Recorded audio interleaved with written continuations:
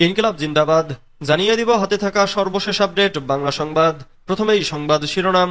শেখ মুজিব চাননি পাকিস্তান ভেঙে বাংলাদেশ হোক, বলেছেন জামাত সেক্রেটারি। এরপর জানিয়ে দিব ঘোমটা মাথায় মুখ ঢেকে আদালতে আওয়ামী লীগ নেতা। এদিকে হাসনাত সার্জিসকে বহিষ্কারের বিজ্ঞপ্তিটি নিয়ে যা জানা গেল। আরো জানিয়ে দিব জিয়াউর রহমান আমাকে ওস্তাদ ডাকতেন, বলেছেন অলি আহমদ।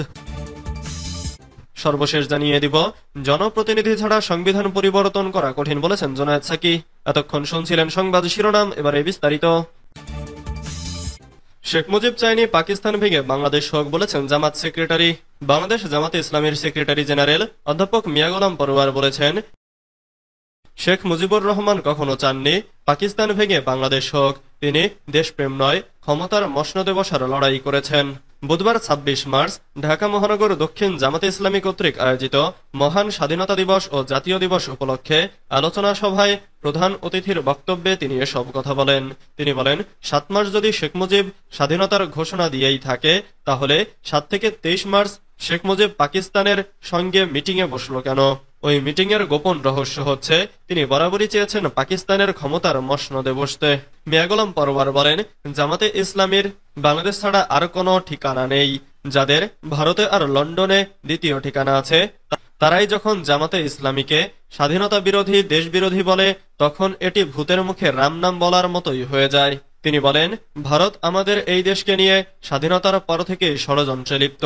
এরই অংশ হিসেবে দেশপ্রেমিক সেনাবাহিনীকে বিতর্কিত করার মিশনে নেমেছে ভারত, যার কারণে তারা আমাদের দেশ নিয়ে তাদের মিডিয়াতে নানা রকম গুজব ছড়াচ্ছে এবং প্রচার ও প্রকাশ করছে। তিনি কোনো গুজবে কান না দিয়ে দেশবাসীকে জুলাই আগস্টের ন্যায় ঐক্যবদ্ধ থাকার আহ্বান জানিয়ে বলেন, আওয়ামী লীগের মতো বিরোধী রাজনৈতিক দলকে ঘায়েল করার মিশনে না নেমে আদর্শিক রাজনীতি চর্চা করতে হবে। বিরোধিতা করার আগে আয়নায় নিজের চেহারা দেখার এবং পূর্বের ইতিহাস জানারও পরামর্শ দেন অধ্যাপক মিয়া গোলাম পরোয়ার। জামাত সেক্রেটারি আরো বলেন, জামাত তাদের সঙ্গে থাকলে হয় সঙ্গী, আর সঙ্গে না থাকলে হয় জঙ্গি। যারা জামাতে ইসলামীকে স্বাধীনতা বিরোধী বলে, তাদের জামাতে ইসলামীর গণতন্ত্র পড়ার আহ্বান জানান মিয়া গোলাম পরোয়ার। ঘোমটা মাথায় মুখ ঢেকে আদালতে আওয়ামী লীগ নেতা। মাথায় হলুদ রঙের কাপড় দিয়ে ঘোমটা পরিয়ে ও হাতে হাতকড়া লাগিয়ে পুলিশের কড়া নিরাপত্তায় ঢাকা থেকে গ্রেফতার হওয়া বান্দরবন জেলা আওয়ামী লীগের সাবেক সাধারণ সম্পাদক লক্ষ্মীপদ দাসকে বান্দরবন সিনিয়র জুডিশিয়াল ম্যাজিস্ট্রেট আদালতে তোলা হয়েছে।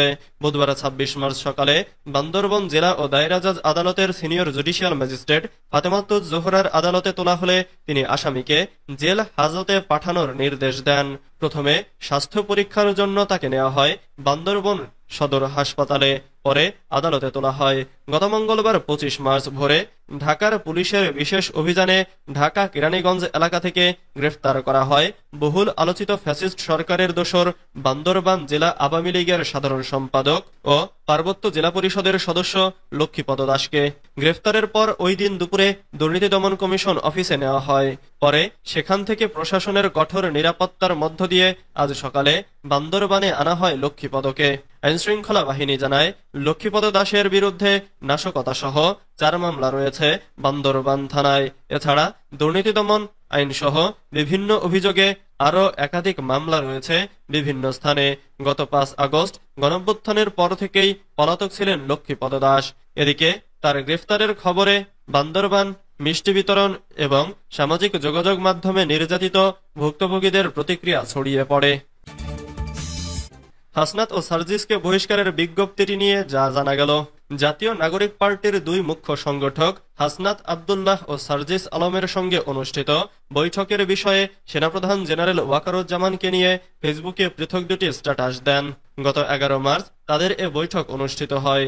সম্প্রতি সময়ে ওই বৈঠকে হাসনাত ও সার্জিসকে তাদের প্রাথমিক সদস্যপদ থেকে স্থায়ী বহিষ্কার করা হলো শীর্ষক দাবিতে একটি চিঠির ছবি সামাজিক যোগাযোগ মাধ্যমে প্রচার করা হয়েছে।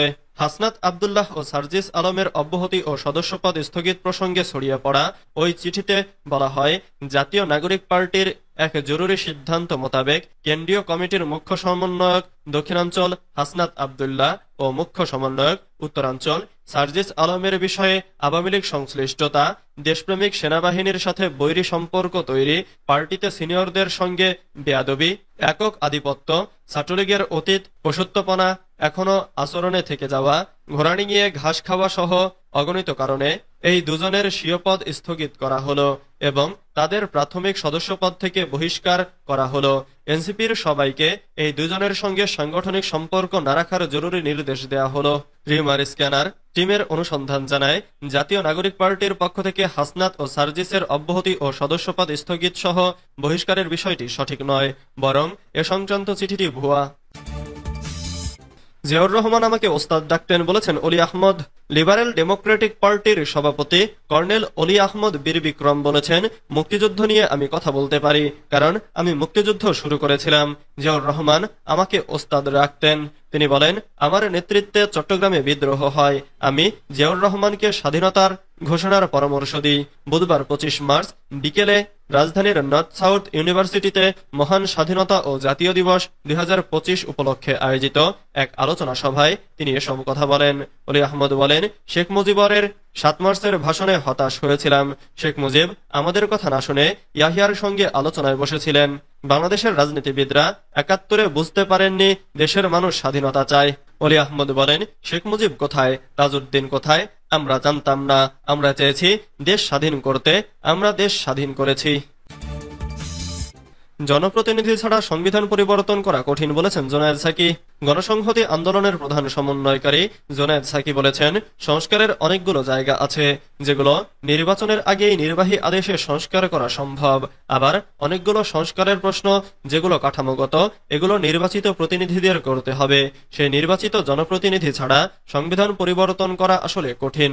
বুধবার 26 মার্চ মহান স্বাধীনতা দিবসে সাভারে জাতীয় স্মৃতিসৌধে মুক্তিযুদ্ধে শহীদদের প্রতি শ্রদ্ধা জানানোর পর সাংবাদিকদের সঙ্গে আলাপকালে তিনি কথা বলেন। জোনায়েদ সাকি বলেন, আমরা বলছি সংস্কারের ক্ষেত্রে যেভাবে এরই মধ্যে ঐকমত্য কমিশন উদ্যোগ নিয়েছে, তাদের এই কাজটি করার ছিল। রাজনৈতিক দলগুলো সর্বসম্মত জায়গায় দাঁড়াবে, সেটি আমাদের জাতীয় সনদ আকারে সামনে আসবে, সেই পরিবর্তনগুলো আসবে। আর যেসব জায়গায় অনৈক্য আছে, দ্বিমত আছে, সেই সংস্কারগুলোর বিষয়ে অধিকতর জনমত গঠন করবে। জনগণের সমর্থনের উপর বিষয়টি নির্ভর করবে।